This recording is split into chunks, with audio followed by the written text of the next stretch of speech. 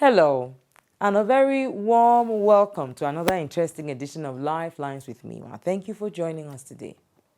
As you know, we bring to you interesting, passionate, and real stories. Today, we're going to be talking about a very delicate issue. Most of the time, we plan our lives a certain way, but it just doesn't go as planned. You know how we do it. It's going to be educative, it's going to be informative, and most of all, you are going to have to take something with you.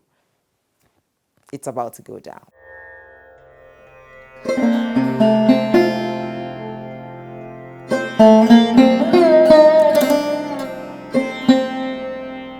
If you're just joining us, it's still Lifelines with Mima. Before the break, I introduced the topic, and with me now, I have the couple involved in this situation. Mr. and Mrs. Chidi, welcome. Thank you very much. Thank you for coming. Thank you for honoring our invitation. Thank you. Thank you for coming. In fact, when I got your text message asking me to come to the program, I felt honored. Oh. You know, I've always followed your program. I'm a great fan. Oh. And my being here today is very special to me. In fact, I dedicate it to my children, my 2 kids at home, and my unborn child and my wife. Oh. That's so sweet. That's so sweet. Madam, hope you're doing okay. Yes. All right. Tea, coffee? What may we offer you? No, thank you. That's not necessary. I'm all right. Sure? I'm okay. Yeah, very well.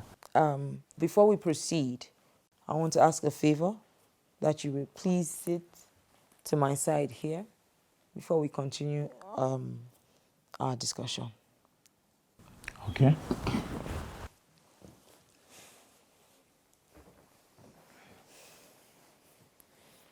Okay, sir. Even for me, this is difficult. I want to first of all appeal to your conscience and also beg you. What you're about to hear is really, really going to be something that will break your heart. And so I want to crave your indulgence and beg you to see how you can please remain in control. There's a lot that's happening that you don't know, but your wife has come forward now. She wants to make a confession. Baby, what is it? Madam. What's wrong? Why are you crying? Baby, my spirit is filled with sorrow. And it's killing me. What's the problem? Answer you.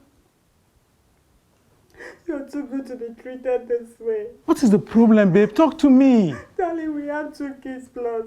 Yeah? I'm deceiving you. The daughter you love so much is not yours. Jesus! What? Your best man, no. My best man! How? Please, sir, calm down. Please, sir. Calm down, sir. Please, sir, have a seat. Have a seat, sir. Please calm down. Calm down, sir. There's more. There's more. Please, More to what? Down. More. More to what? More than this betrayal? Please, sir, calm down. Jesus! Calm down. I'm so sorry. Very sorry, sir. Please calm down. Calm down. My husband is the one I'm carrying in my womb. My best man too? No. Your father. Jesus! I must get this woman! Take it easy, sir. Please, sir. Take it easy, sir. Please. Please calm down. Calm down, sir. Calm down. I'm so sorry. This is too much. I'm so sorry. No. Please, sir, calm This down. is not a wife. Calm down. I'm so sorry.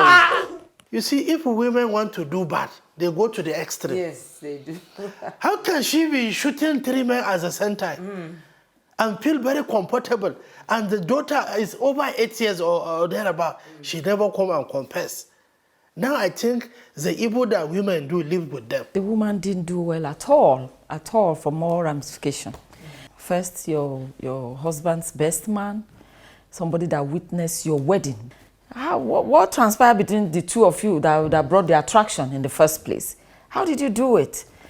It's kind of very tight for me right now because I don't want to sound too judgmental because nobody's above mistake, but to our culture, this is a disgrace. Welcome back. Today we have a very difficult situation on our hands. I still have Mr. Chidi. We've been able to calm him down and beg him to come back. I'm so sorry, sir. I just cannot apologize to you enough. I cannot beg you enough. You know, this is just too much, and I am so sorry. I recognize your pain. I don't trivialize your pain at all. Madam, do you have anything else to say before we continue? Yes. Honestly, the devil used me. My conscience is killing me. Your father was responsible for this. He promised to kill me or if I remove the pregnancy. What do you expect me to do? Now he's dead. My conscience is killing me. Baby, I know you will leave me, but please, one thing I beg of you, please forgive me. Your forgiveness is all I need, please. But the truth must be said. Madam, this is unheard of. This is terrible, and I even lack the words to describe what this means.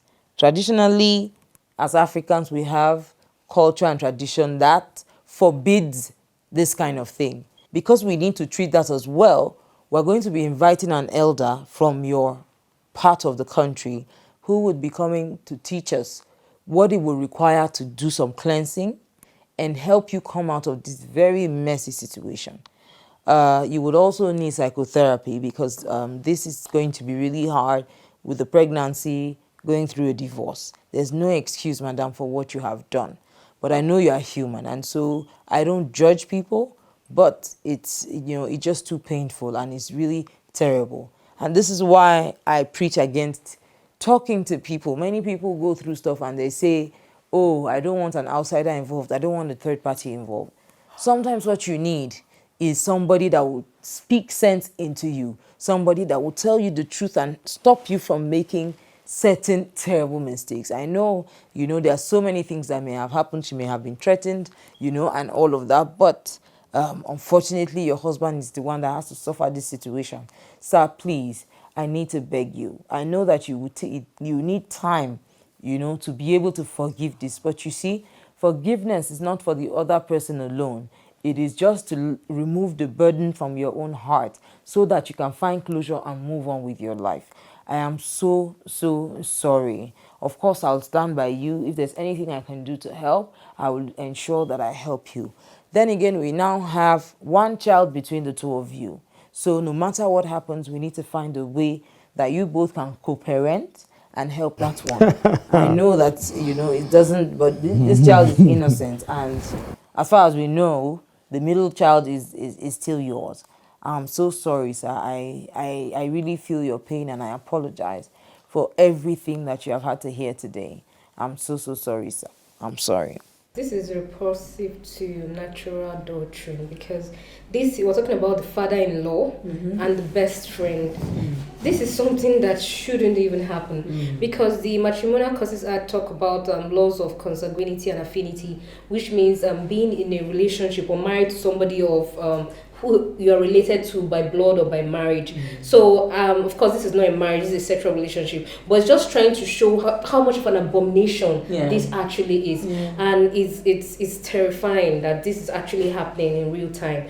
And two things I would want to advise. The first thing is, it seems the woman has a problem. Maybe she's a nymphomaniac, as it seems. But the issue that really touches my heart is about the kids because I feel like they are the real victims. Of course, the man is the victim, yes, but the kids here, they were given birth to without choosing their situation or the circumstances, and here they are thrown into this.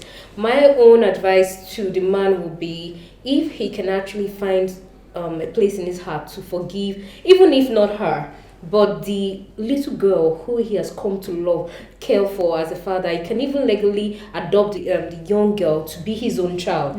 No, I know there are a lot of views about adoption and all that, and the fact is, if the man thinks and actually takes some time out and discovers that there's no way he'll be able to take care of the child, that's understandable, but I think it's an option that he can try to at least think about and give some thoughts. Let's say these children grow up together, and maybe in the course of their lives in schools, some children or maybe pupils around them get to now know how they come to be.